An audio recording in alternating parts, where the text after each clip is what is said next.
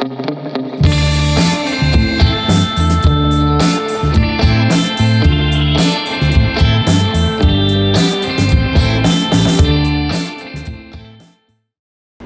guys, Skylar here from Ellicottville Aquatics. We're going to be showing you how to do a weekly maintenance on our Red Sea 425 XL display aquarium. Alright guys, so the first thing I start with is scraping my glass, getting all the algae off of the glass.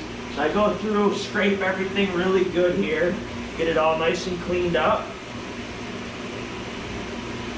Because there's always big deposits of algae and whatnot. So I go around the whole tank with this big scraper.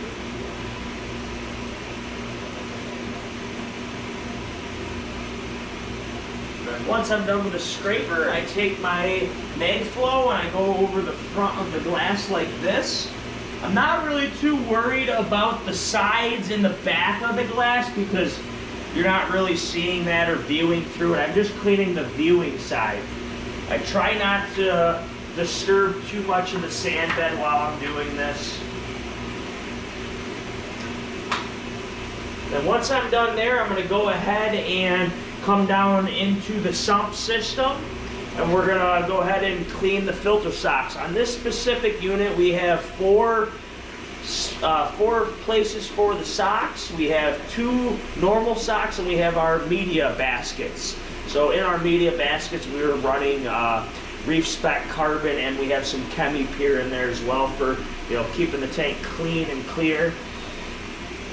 So we're going to start by getting in there and popping these out. So we're going to go ahead and pull the first tray out with our filter socks and media basket. So we let this drain out a little bit.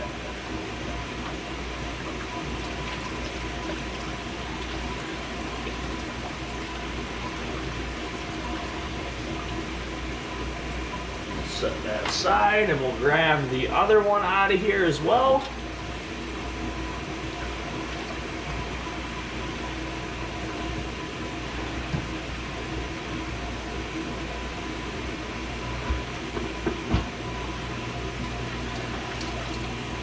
These guys are pretty nasty looking. Alright, and then we're going to run to our sink out back and get these cleaned up. Let me come into here. Let's turn that off for a second. So we pop these apart, lay them down in our sink or whatever you use to clean your stuff out. Get them all broken apart. Alright, so we start with that. Give a little rinse over.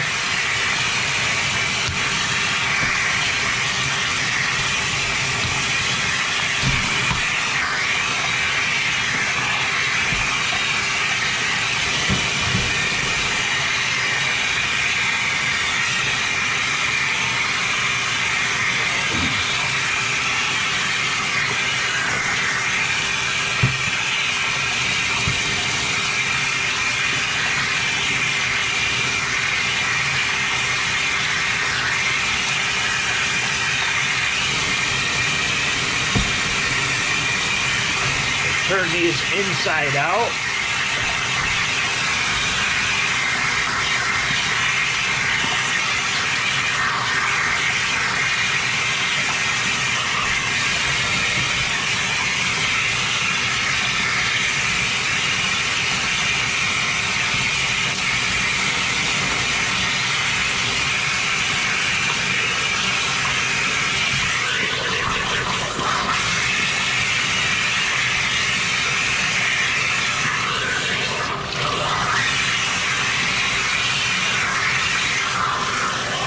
This is the fun part.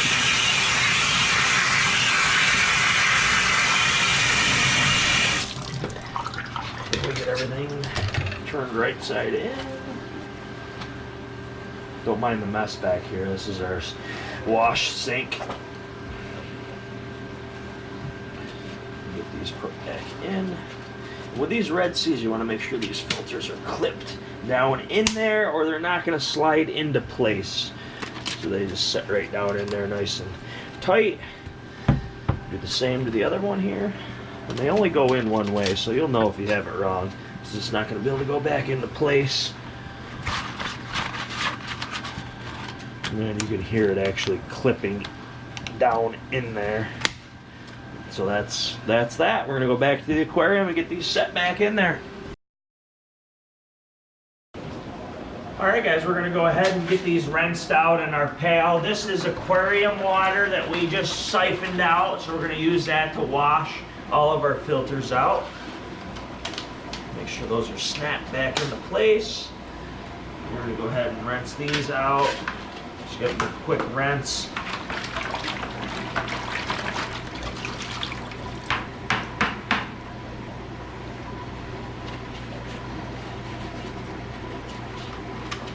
Snapped back in there. All right, then we're gonna go ahead and get these placed back in aquarium here. All right, guys, we're putting our clean filters back in here. All right, so we got that one. All right, we're back in there. Fix our UV sterilizer here. We had to move it to get them out. So our next step here is gonna be reaching back and grabbing our sponge filter out here. So there's a sponge filter that tries basically to trap all your bubbles and stuff. So we're gonna pull that out, bring that into our pail, give that a quick rinse. See all the crap coming off of it. Pretty nasty. I'm gonna go ahead and place that back in there. So that's the very last sponge filter in this specific. All right, now we're gonna move on to our protein skimmer here. As you guys can see, this skimmer, it's been literally a week. This is a week's worth of buildup. We're getting a lot of green algae and stuff building up on here. That's from our cabinet lights. We do have the cabinet lights on, you know, for 10 hours a day. It's causing that algae growth. That usually wouldn't be there. This specific skimmer is the Red Sea Reefer 900. So it's definitely a little overkill for this system, but it works very well. Probably one of my favorite protein skimmers on the market. One of the main reasons is it's got a cleanable neck. So this has got a built-in cleaner in there. So it's actually cleaning your skimmer neck, keeping it nice and clean, which you don't see often. We're gonna go ahead and pull that right off of there because this is filthy. Normally I would drain it, but we gotta get this thing scrubbed up. So we're gonna go ahead and take this to our sink. All right, guys, we're back here at our sink. We're gonna pull this top cover off. And that's got your skimmer. You can see all that nasty gunk. That is literally fish waste. So we're gonna start by cleaning the cup itself. Sorry for the noise. I'll go ahead and get this all cleaned up. I got a little scrubber here. Just to scrub all that gunk out of there.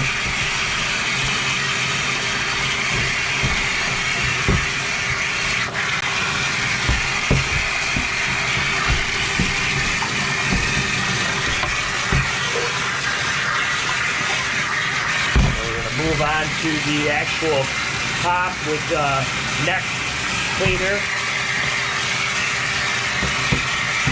It's disgusting. I highly recommend not doing this in your kitchen sink if all possible, because this stuff is nasty.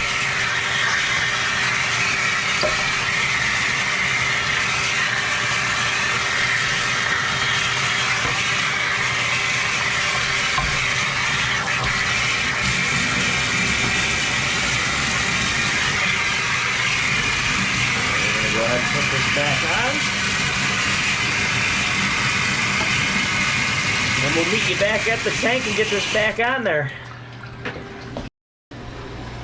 Alright guys, we're back at the tank. We're gonna go ahead and get this put back on. Pretty simple. It literally just presses back on. The O-rings will seal it tight. And then we'll just put our drain line back up in there for now. We do have the protein skimmer off. I want to touch base on that. So we are running the AQUATICS system on here, which is aquarium monitoring system. So that allows us to manually go up to our iPad and actually shut off our protein skimmer. So right now our protein skimmer is turned off, so we're able to do the maintenance on it. Always turn your stuff off before you do a maintenance on it. We are going to be now turning off our return pump. So we're going to turn our return pump off. So we're going to look for return, slide it over, and turn it off. So now we're going to start by doing the actual water change on this system. We got all of our components cleaned up, pumps are off. We're going to go ahead and start getting into the water change and sifting the sand. Alright guys, now we're back to do the gravel vacuuming and water change of the system. So I'm going to start at one end here. We are using the Python system. It's hooked up to our sink. So we're just going to start at one end and work our way around. So I just dig right in there, get that sand sifting. As you notice, I don't allow the sand to come completely up out, and you don't want to remove the sand from the aquarium, so just lightly lift it. I have a little valve that I turn here to let the sand drop back out and then start it back up. So we're just going to kind of work our way around everything. I don't suggest moving your corals and rock. Just kind of work around things. It's not a big problem if you can't necessarily get every inch of the sand bed. I always found that it's more worse off if you move stuff around and disturb more than you have to. We're going to try to do right around about a 10% water change on this system.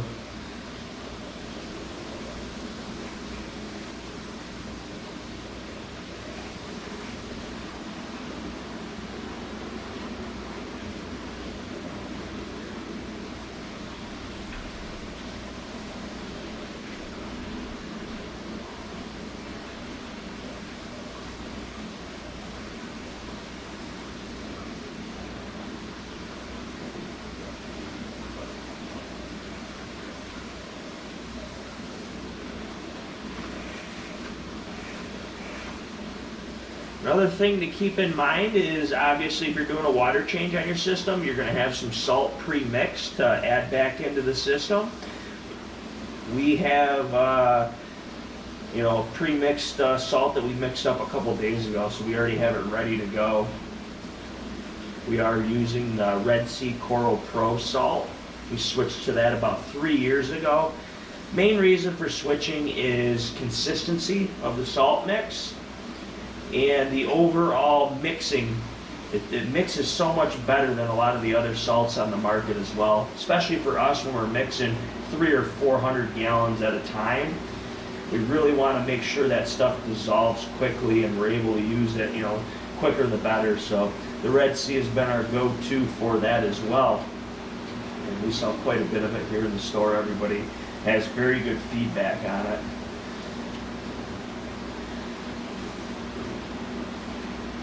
Keep moving along here.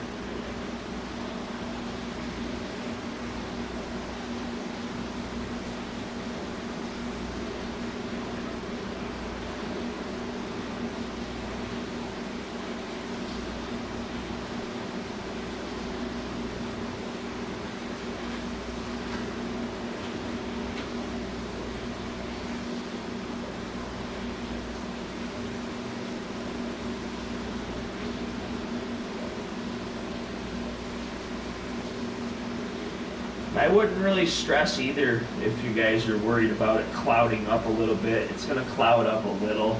It's not the end of the world. It's kind of hard to avoid it, clouding up. All right. Just going to do it once over here in the front, level out the sand a little bit. It's a nice thing too, while you're doing this, you can kind of rearrange your sand bed a little bit, move stuff around, level it out, and so on.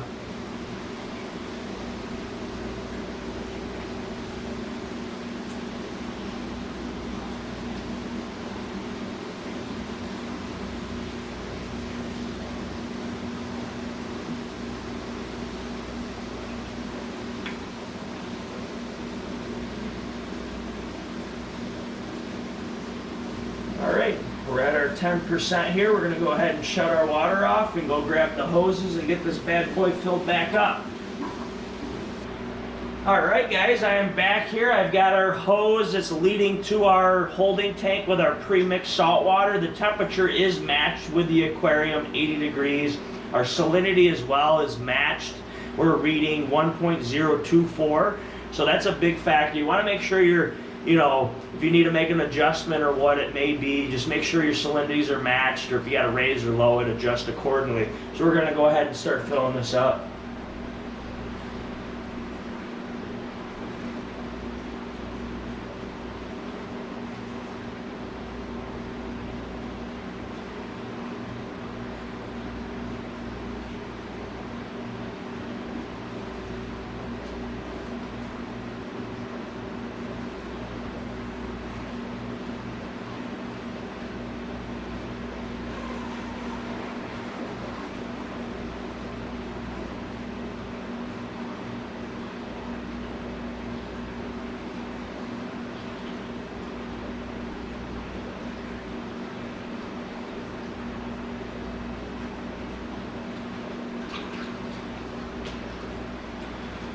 Once we get to a certain height here, I'm going to turn all the pumps back on, starting with the return pump, so we get a correct fill on this. We don't want to overfill it or underfill it, so I will be turning that back on here momentarily.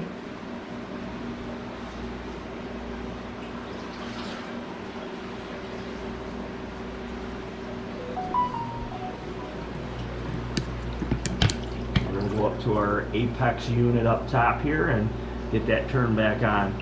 So as you can see, we got the bubbles coming up here. That means our pumps are kicking back on. And now they are on. So what I always do is I'm going to stop filling for a second and get back down to our sump system here and just make sure that our water level is going down and we're going to be at the right height here. We don't want to overfill our tank either. So we're letting everything catch up with itself before we fill any more, because we may not have to add any more water.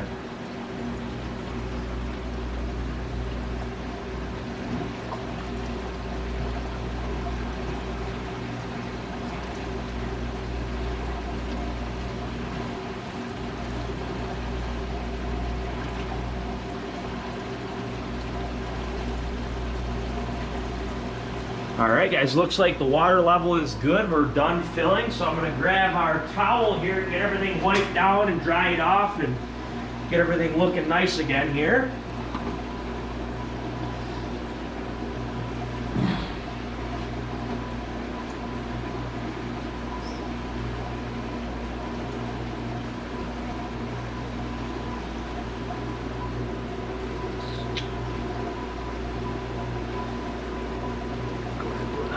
This up quick.